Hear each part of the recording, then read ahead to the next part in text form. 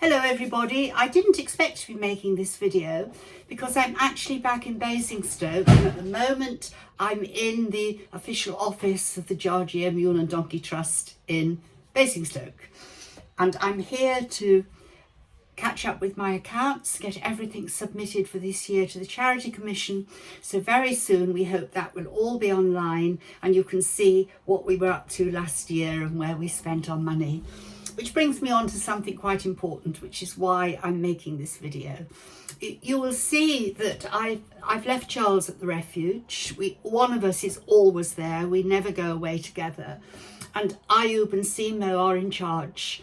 And yesterday they received a horse that was brought up by a truck from the forest south of Safi, a long way from us. It was a long journey for the horse, and it arrived in a pretty awful condition. And Charles phoned me last night and said it's got a double fracture on one of its legs and I think it will have to be put down. I had asked the people who wanted to help if they would get a vet down there to see the horse, and we would pay the vet's bill. They did that, but the vet, bless him, actually said, I can't do anything because it has no shelter down here. What he meant, and I'm sorry to have to say this, is it possibly does need euthanizing, but I can't euthanize it unless there is somewhere to take the body, and there is nowhere. Because they are not allowed to take a body to the tip if it's been euthanized because it's got poison in its system, and a grave has to be dug. I'm sorry, that's the reality. So this horse came to us and it did look pretty awful.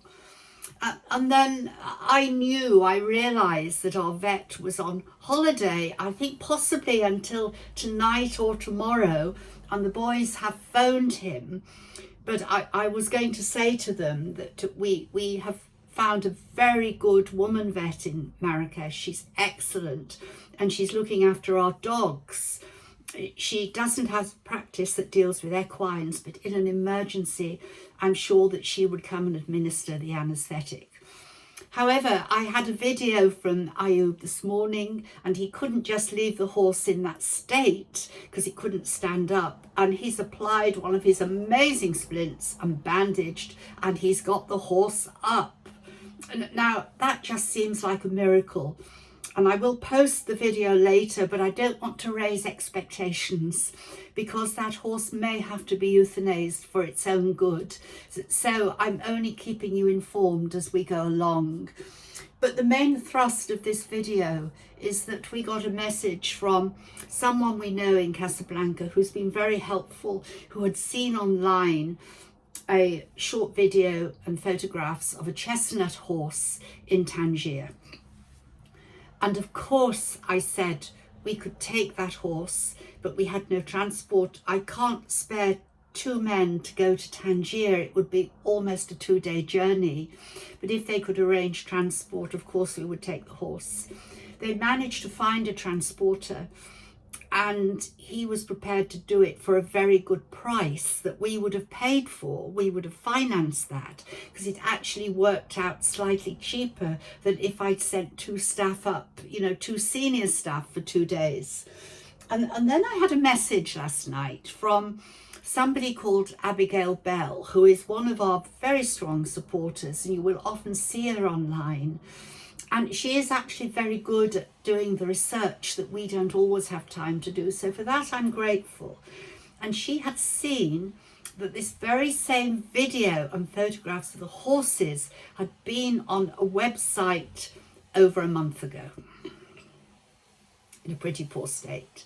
So on the balance of probabilities, if it hadn't been taken into care, it should be dead by now. I'm sorry to have to say that, but I'm telling you for this reason.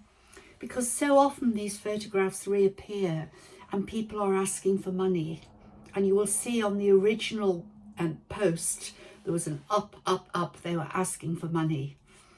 I now realise why the government is actually very strict in Morocco. And I wish it would get stricter on insisting that those of us that are regulated associations declare every month the amount of money we bring in from abroad, so they know what our funding is. It is to prevent both money laundering and people just gathering money and we don't know where it goes. So I'm on my old chestnut, and I really am very supportive of people who try their very best to do their best for animals and maybe aren't registered. I really do. But if you are going to make donations, you have to check it out very carefully, because you need to know where your money is going. So I will just finish by saying that I had checked somebody out who we used to have a relationship with and became quite a big name on TikTok. You know, we'll get several thousand, at times 1 million plus hits of an animal in need, and has set up a GoFundMe to save equines in Marrakesh.